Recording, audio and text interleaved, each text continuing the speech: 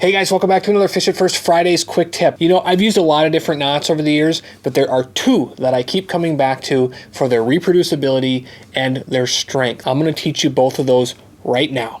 Okay, so the first one is the uni to uni knot, or the double uni knot, and it's the best knot in my opinion for attaching your main line, which will be the chartreuse line here, to your leader material.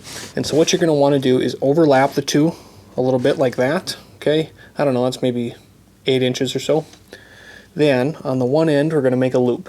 Okay, we're going to make a loop just like that.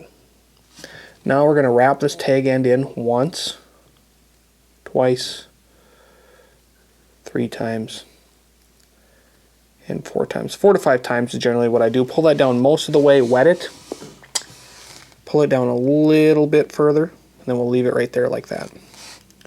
Now we come down to the other end, do the same thing, we make a loop. See that? Make a loop. Wrap both lines once. Wrap it around both lines twice. Wrap the tag around both 3 times. And a 4th time. Pull that down most of the way. Get it wet. Pull it down a little further. Good. Now what I'm going to do is, see that? You got knot over here, knot started over here. Now I'm going to wet both of those knots and the lines between them. After we've done that, we're going to cinch them down until they're really close to each other, not all the way, maybe 1/2 inch apart like that. At that point, I'm going to get them wet again and just snug them up. And when you're done, you should have 2 perfect little barrels that'll almost look like pushed right up against each other. If you don't see that, if you see them kind of crossing over each other or whatnot, you have not tied it correctly and you are more apt to have failures. But that one hasn't failed me yet, and it's incredibly strong. It works great. Now, if you are, a little caveat here is, if you are tying a really large, let's pretend that this was a really large diameter line here and this is a really thin diameter line. The larger line, you maybe only want to do 3 to 4 loops when you're wrapping it, and then the thin one you maybe would want to do 5, 6, 7, depending on what the difference is between the diameters of the 2 lines.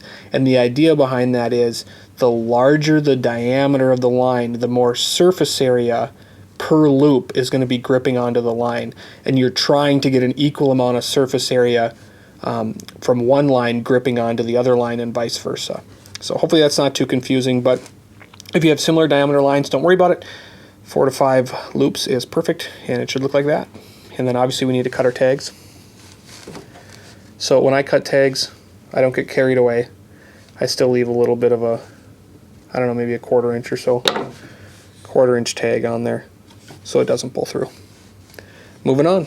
Okay guys, the uni to uni knot is, or the double uni knot is phenomenal for attaching lines together, but what if you're trying to attach your line to your lure and you want a knot that's not going to break? Now there are a lot of guys out there that will swear by the polymer knot, and even a lot of pros swear by it, and I swore by it until I had 2 failures with it, and I decided I'm open to looking at different knots, switched to this knot.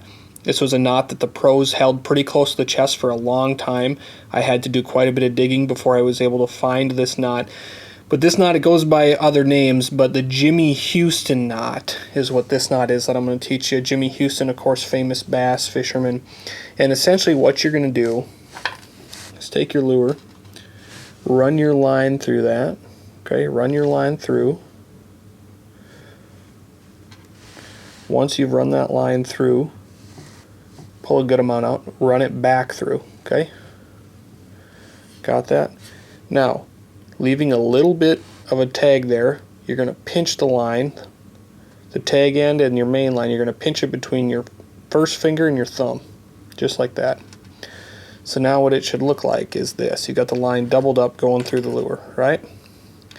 Now pay close attention.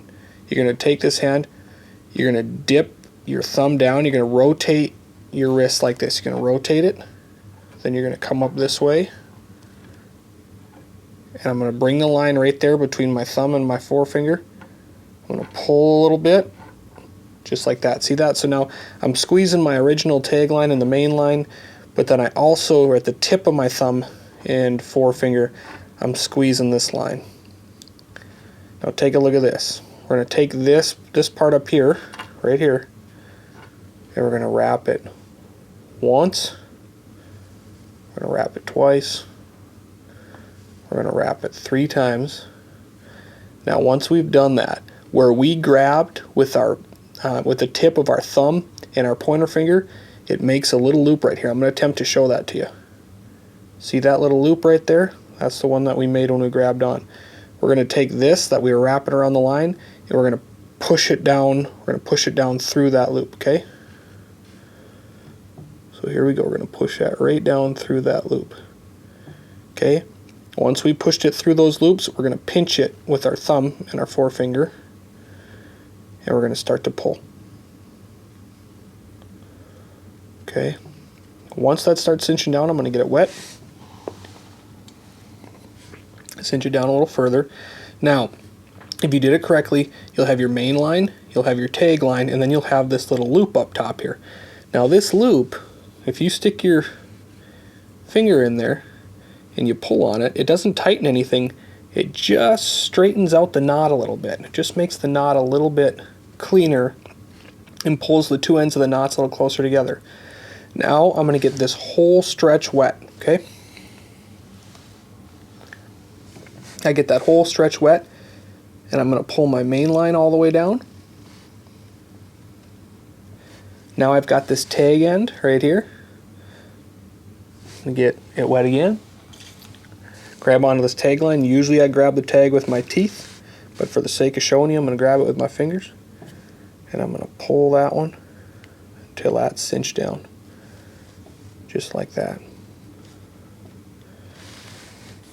And you are getting a knot. That Jimmy Houston knot is stronger than a polymer knot. This is the strongest knot that I have ever used to tie line to a lure. I have never once had this knot break. Never once. Not saying that that can't happen at some point, but I am incredibly impressed with the Jimmy Houston knot, and we'll be using this one, I think, for a long time, if not indefinitely. So I hope you guys get a chance to try that one out and use it. I think you will be very happy if you learn this Jimmy Houston knot and start using it regularly. And of course you want to cut your tag ends there too.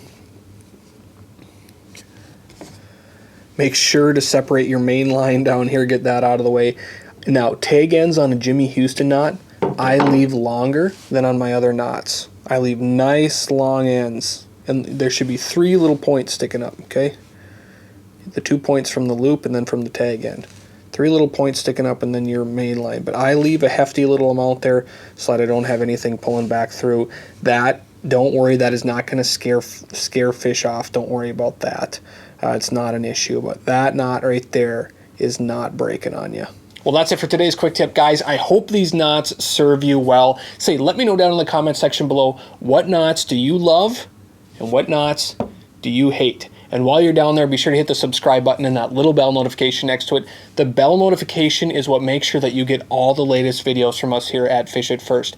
I really hope that you're smashing the fish this weekend. Until next time, tide lines.